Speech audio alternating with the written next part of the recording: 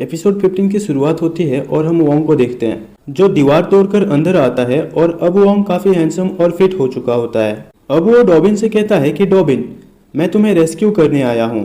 पर Dobbin Wong को देखकर उस डुप्लीकेट वोंग के पीछे छिप जाता है। अब वोंग उसे कहता है कि हमारे दोस्ती के 40 दिन 2 घंटे और 5 मिनट 30 सेकंड हो चुके हैं और तुमने कुछ ही पलों में इस मोटे भैंसे को अपना दोस्त बना लिया। अब एक मॉनिटर डॉबिन से पूछता है कि ये कौन है, क्या तुम इसे जानते हो? जहां डॉबिन उसे कहता है कि मुझे नहीं मालूम ये कौन है। जहां अब वोंग का डुप्लीकेट वोंग के टॉप स्टूडेंट के बेच को देखता है और कहता है कि ये तो टॉप स्टूडेंट वोंग है। जहां अब वोंग रोते हुए फ्लैशबैक में अपनी दुख भरी कहानी सुनाने लगता है कि कैसे उसने टेस्ट में चाओकुन को डिफीट किया।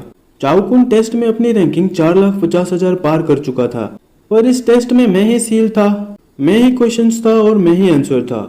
हजारों फॉर्मूलाज मेरे ऑर्डर के मुताबिक काम कर रहे थे और मेरी रैंकिंग 9,20,000 को पार कर चुका था। तभी मैंने स्पिरिट स्वेलिंग टेक्निक से अपनी रैंकिंग और बढ़ानी चाहिए, पर तभी वहां एक जोरदार धमाका हुआ और मैं उड़ते हुए वहां से दूर जा गिरा।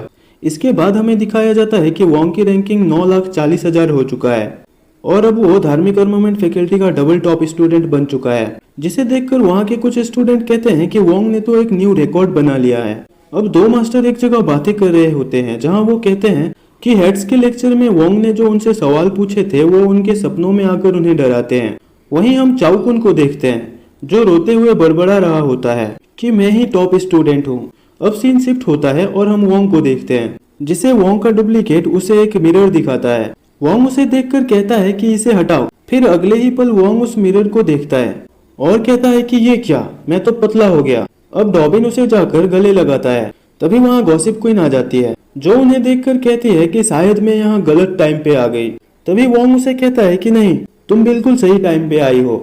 जो सुनकर गॉसिप क्वीन उन दोनों के ऊपर ही कूद जाती है। अब वोंग उस टेस्ट को देने के कारण काफी थक चुका होता है और वो एक सेल्फी लेकर डॉबिन से कहता है कि मेरे मर जाने के बाद इस पिक्चर को तुम टॉप स्टूडेंट के हॉनर चार्ट पर लगा देना।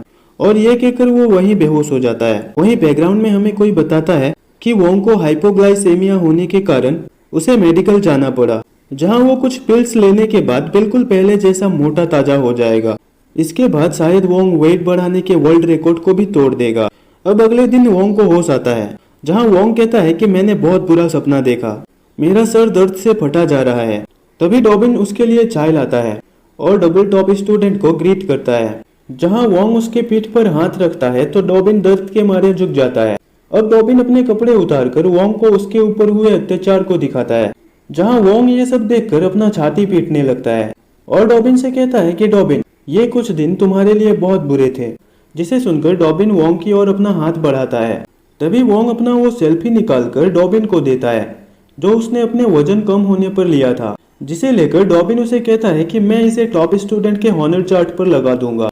और डॉबिन के ये कहते ही ये एपिसोड यही खत्म हो जाती है।